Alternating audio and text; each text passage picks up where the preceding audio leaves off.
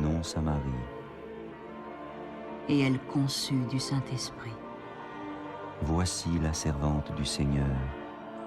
Qu'il me soit fait selon votre parole. Et le Verbe s'est fait chair.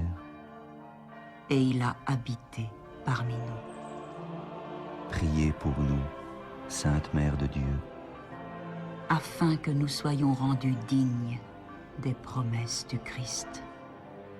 Daigne, Seigneur, répandre ta grâce dans nos âmes, afin qu'ayant connu par le message de l'ange l'incarnation du Christ, ton Fils, nous arrivions par sa passion et par sa croix à la gloire de sa résurrection.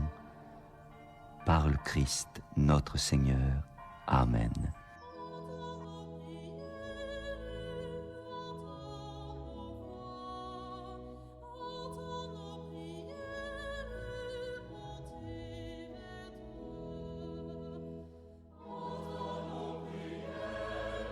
Seigneur, dans le silence de ce jour naissant, je viens te demander la paix, la sagesse, la force.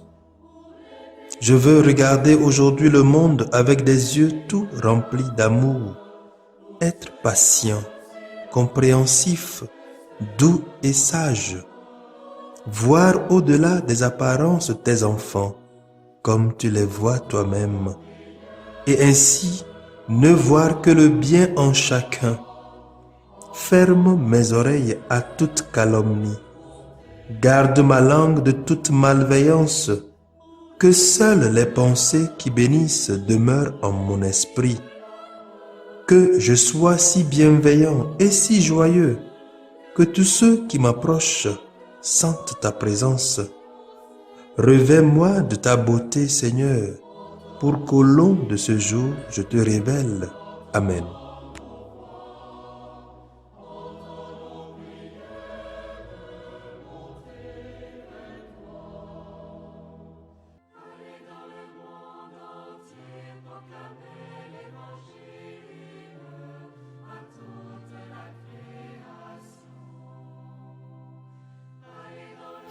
Écoutons les textes de ce jeudi, lus par la sœur Patience Konoche Ndia et le diacre Horacio Tebu Essema, commenté par le Père Parfait Boloué Essema. Lecture du livre du prophète Osée. Ainsi parle le Seigneur. Oui, j'ai aimé Israël dès son enfance, et pour le faire sortir d'Égypte, j'ai appelé mon fils. Quand je l'ai appelé, il s'est éloigné pour sacrifier au Baal et brûler des offrandes aux idoles. C'est moi qui lui apprenais à marcher en le soutenant de mes bras, et il n'a pas compris que je venais à son secours. Je le guidais avec humanité par des liens d'amour. Je le traitais comme un nourrisson qu'on soulève tout contre sa joue. Je me penchais vers lui pour le faire manger. Mais ils ont refusé de revenir à moi. Vais-je les livrer au châtiment? Non. Mon cœur se retourne contre moi. En même temps, mes entrailles frémissent. Je n'agirai pas selon l'ardeur de ma colère. Je ne détruirai plus Israël, car moi, je suis Dieu et non pas homme.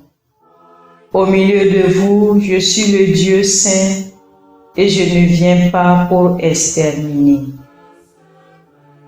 Parole du Seigneur. Psaume 79. Que ton visage s'éclaire et nous serons sauvés. Berger d'Israël, écoute, resplendis au-dessus des chérubins, réveille ta vaillance et viens nous sauver. Que ton visage s'éclaire et nous serons sauvés. Du haut des cieux, regarde et vois. Visite cette vigne, protège-la. Celle qu'a plantée ta main puissante, le rejeton qui te doit sa force. Que ton visage s'éclaire et nous serons sauvés.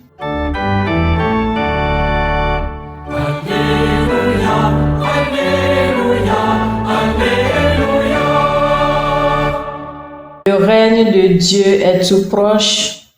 Convertissez-vous et croyez à l'Évangile.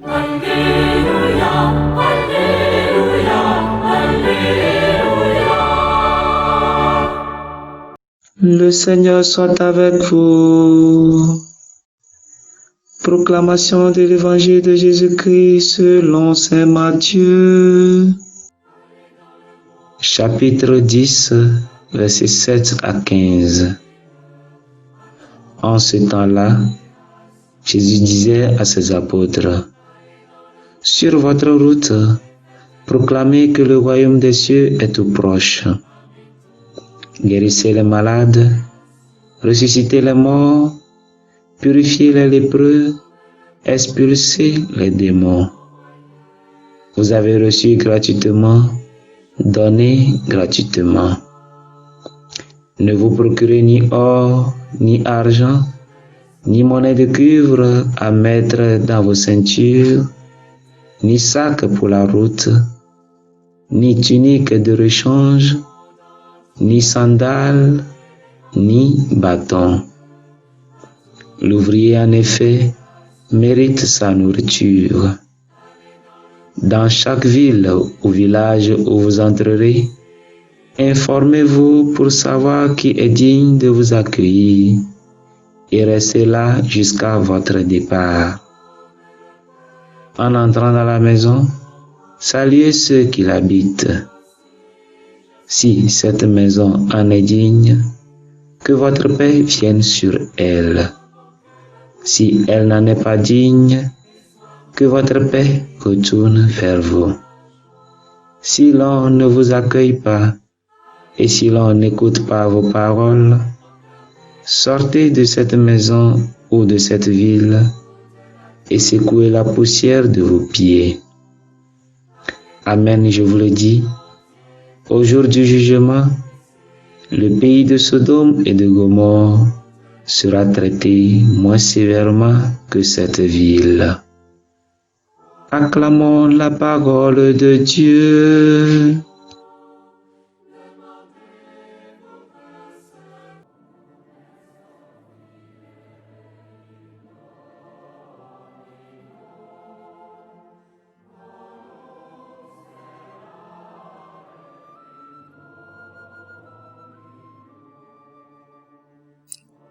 Chers frères et sœurs, loué soit Jésus-Christ à jamais. Depuis le lundi, nous avions commencé à méditer sur la grande section où saint Matthieu nous décrit Jésus comme ce missionnaire itinérant qui parcourt toutes les villes et tous les villages en train d'annoncer la bonne nouvelle du royaume. Et voyant l'abondance de la mission ou du travail qu'il faut faire, il s'est choisi des collaborateurs à qui il a donné le pouvoir d'expulser les démons, les esprits mauvais et de guérir toute maladie et toute infirmité.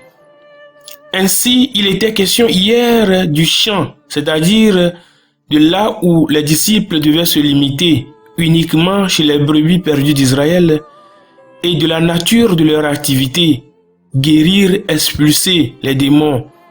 Aujourd'hui, Jésus continue son discours d'envoi en mission avec ses disciples en leur donnant quelques directives qui portent sur ce qu'ils doivent être ou en leur traçant le profil missionnaire qu'ils devraient avoir.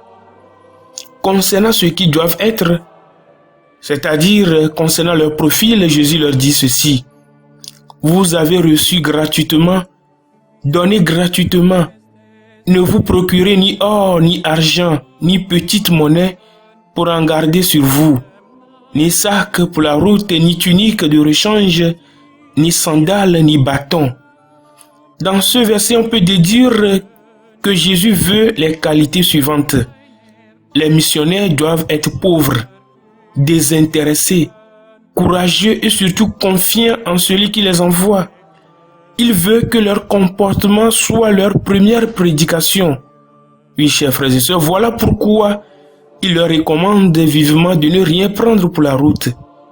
Ainsi, en les voyant annoncer le règne de Dieu, sans calcul, les destinataires de leur message pourront croire plus facilement à l'authenticité de leur annonce. Sur ce point, chers frères et sœurs, nous devrions nous demander si nous ne sommes pas parfois les premiers obstacles à notre propre prédication. Sommes-nous prêts à nous rendre service gratuitement dans nos mouvements et associations? Beaucoup sont ceux qui ont quitté l'Église à cause de notre manque d'amour ou de notre manque de charité. Ont-ils vraiment tort? Il est vrai que le salut est personnel. Nous ne venons pas à l'église pour le salut des autres. Chacun vient chercher son salut. Mais qui a envie de rester dans un endroit où il y a toujours des conflits, des tensions? Voilà pourquoi Jésus demande à ses disciples d'être des hommes pacifiques. En entrant dans la maison, saluez ceux qui l'habitent. Si cette maison en est digne, que votre paix vienne sur elle. Si elle n'en est pas digne, que votre paix retourne vers vous. Oui, chers frères et sœurs, nous sommes invités à être des porteurs de paix pour les autres, vers ceux vers qui nous sommes envoyés. Nous sommes invités pour leur apporter la paix du cœur, la paix dans leur foyer et dans leur service. C'est souvent très écœurant de voir que les chrétiens se détestent jusqu'à l'église au point où on se refuse des gestes du baiser de paix. Et lorsque le moment arrive, on cherche à s'éviter. S'il arrivait qu'on rencontre quelqu'un à qui on ne voulait pas saluer. En méditant sur l'évangile de ce matin, je voudrais nous inviter à prendre ensemble cette belle prière de Saint François d'Assise. Seigneur, fais de moi un instrument de ta paix. Là où est la haine, que je mette l'amour. Là où est l'offense, que je mette le pardon. Là où est la discorde, que je mette l'union. Là où est l'erreur, que je mette la vérité.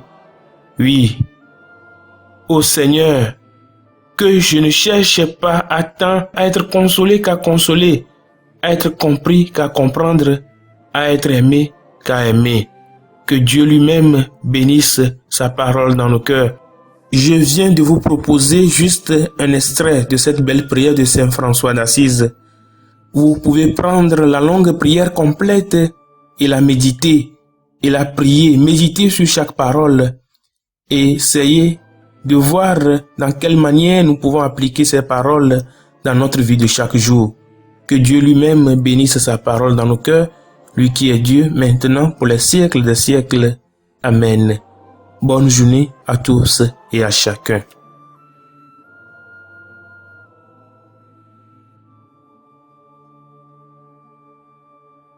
Le Seigneur soit avec vous et avec votre esprit, le Fils et le Saint-Esprit